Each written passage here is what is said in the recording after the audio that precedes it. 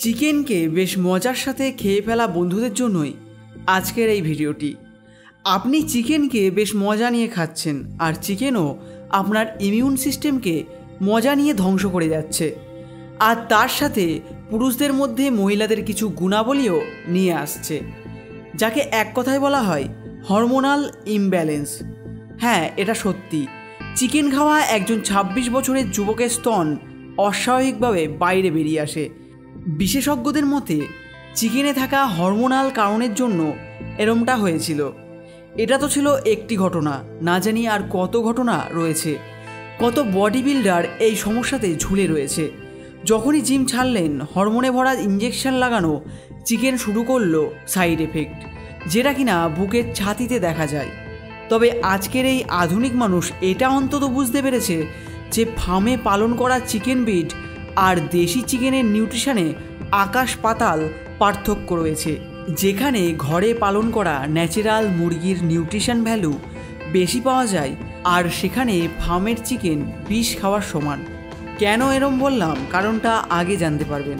আর শুধু তাই নয়, এইসব ফার্মে পালন করা প্যারালাইট চিকেনের মাধ্যমে মানবদেহের শরীরে ঢুকছে অ্যান্টিবায়োটিক, আর সাথে অনেক খতরনাক ডোজ। অ্যান্টিবায়োটিক মুরগির তাড়াতাড়ি বিকাশ ও রোগ প্রতিরোধের জন্য দেয়া হয়, যেটা ইঞ্জেকশন আর দানাতে মিশিয়ে দেওয়া হয়।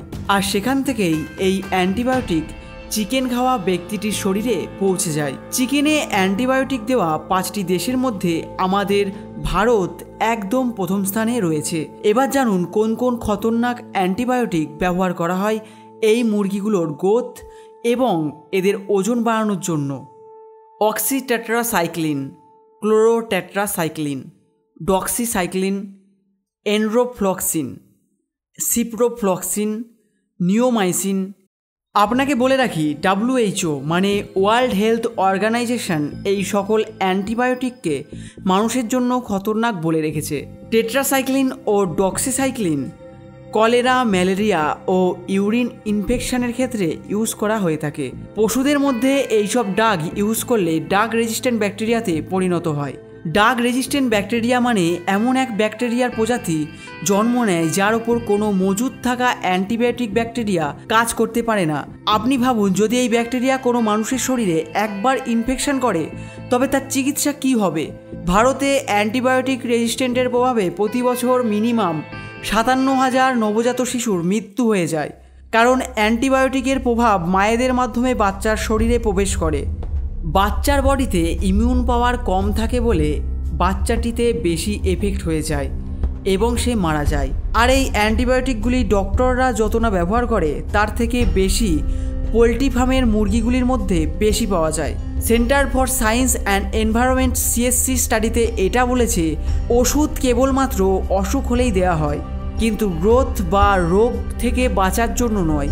কোনো কারণ ছাড়া ওষুধের প্রভাব শুধু মুরগি বা আলাদা জানোয়ারের ওপরই পড়বে না, তাকে যারা খাচ্ছে তাদের ওপরেও এই প্রভাব পড়বে। CSC ফেব্রুয়ারি 2018-তে আসা একটি রিপোর্ট অনুসারে ভারতে পোলট্রি ফার্মজাত চিকেনগুলিকে প্রতি বছর 2700 টন অ্যান্টিবায়োটিক খাওয়ানো হয়, আর তার সাথে কিস্টিন নামক অ্যান্টিবায়োটিকও দেওয়া হয়। জানুন এই অ্যান্টিবায়োটিকের ব্যাপারে। The bureau of investigation journalism ওয়েবসাইটে ছাপা রিপোর্টে দাবি করা হয়েছে যে মুরগিকে রোগ থেকে বাঁচানোর জন্য কিস্টিন অ্যান্টিবায়োটিক দেওয়া হয়, এবং বেশি মুনাফা কামানোর জন্য এই সব মুরগির ওজন খুব তাড়াতাড়ি বাড়ানোর জন্য এই অ্যান্টিবায়োটিকের ব্যবহার করা হয়ে থাকে। কিস্টিন অ্যান্টিবায়োটিককে ব্যবহার করা হয় খুব গুরুত্বপূর্ণ কন্ডিশনে থাকা রোগীদের ওপর, আর যদি এটা অন্য কোনো পরিস্থিতি বা কোনো সুস্থ মানুষের জন্য ব্যবহার করা হয়, তবে এটা বিষ মানা হয়ে থাকে।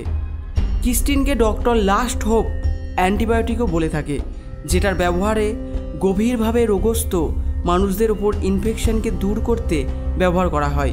এটা মানব শরীরকে ওষুধ প্রতিরোধক বানিয়ে থাকে, মানে ড্রাগ রেজিস্ট্যান্ট বানায়। সাল 1940 দশক থেকেই মোরগ ও মুরগিকে আর্সেনিক দেওয়া হয়ে থাকে, যাতে অনেক কম দানা দেওয়ার পরেও তাদের শরীর এবং ওজন খুব তাড়াতাড়ি বাড়তে পারে। তবে ভাবুন, বেশ সুরক্ষিত দুর্গের মধ্যে রেখে পালন করা মুরগি ও মুরগাদের আপনি কম ভোজন দেবেন তবুও তাদের আকার মন মোতাবেক বেড়ে যাবে। এতে পোলট্রি ফার্ম মালিকের বেশ ফায়দা হয়ে থাকে। West Bengal university of animal and fishery সায়েন্সের সূত্রে রিসার্চ পেপার জারি করে জানিয়েছে যে পোলট্রি ফার্মে তৈরি করা ব্রয়লার চিকেনে আর্সেনিকের মাত্রা 0.77 ppm মানে পার্ট পার মিলিয়ন অবধি পাওয়া যায়, আর সেখানে ডিমে পিপিএমের মাত্রা 0.38 ppm মানে পার্ট 1 মিলিয়ন অবধি পাওয়া যায়। এই দুটোই নির্ধারক সীমা থেকে খুব বেশি। তাদের দাবি ফুড কর্পোরেশন তারা যেন প্রতিটা পোলট্রি ফার্মে ইনভেস্টিগেশন করে। আর্সেনিক কতটা ঘাতক হতে পারে সেটা আশা করি কাউকে আলাদা করে বোঝানোর দরকার নেই। শুধু চিকেন খাওয়া লোকেদেরই এই ক্ষতি হবে না, তার সাথে আমাদের মতো প্রতিটা ব্যক্তি এই ক্ষতির সম্মুখীন হবে, কারণ প্রতিটা মুরগির মলের ব্যবহার করা হয় খেতে সার হিসেবে। খেতে থাকা মাটিতে যে ব্যাকটেরিয়া রয়েছে সেটা মুরগির মলে থাকা মজুদ অর্গানিক আর্সেনিককে ইনঅর্গানিক আর্সেনিকে রূপান্তরিত করে। সায়েন্স অফ টোটাল এনভায়রনমেন্টে প্রকাশিত হয় যে চিকেনের মল মাটিকে উর্বর করার জন্য ব্যবহার করা হয় সেই মাটিতে হওয়া ফসলে আর্সেনিকের মাত্রা বেশি হয়ে থাকে। এর ফলে মানুষের শরীরে অনেক সমস্যা দেখা দিতে পারে। পোলট্রির মলে পাওয়া 70 থেকে 90% আর্সেনিক জলেতে বেশ ভালোভাবে মিশে যেতে পারে।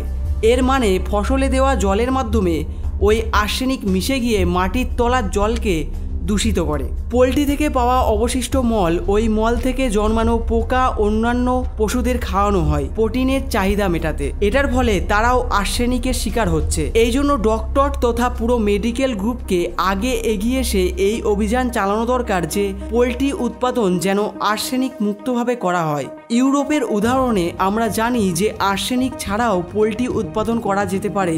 অনেক দেশে আর্সেনিক দ্বারা উৎপাদন খাবার বান লাগানো হয়েছে, কিন্তু ভারতে এখনও আর্সেনিকের চলছে। বিশেষজ্ঞদের কথা হচ্ছে মুরগি পালনকারীদের একটি বিভ্রম রয়েছে যে তারা মনে করে যে চিকেনকে দানার সাথেও অ্যান্টিবায়োটিক খাওয়ানোর সাথে তাদের গ্রোথ তাড়াতাড়ি বাড়বে, কিন্তু অ্যান্টিবায়োটিক কেবলমাত্র কোনো প্রাণী রোগে আক্রান্ত হলে তবেই দেওয়া হয়। এই মেসেজটা যতটা সম্ভব শেয়ার করুন, কারণ এটা আপনার আমাদের সকলের উপকার করবে। এই মেসেজটি প্রতিটা পোলট্রি ফার্মের মালিক ও তার গ্রাহকদের কাছে পৌঁছানো দরকার। আশা করছি আপনি এই বিপজ্জনক সংকেতটাকে বুঝতে পেরেছেন। ধন্যবাদ।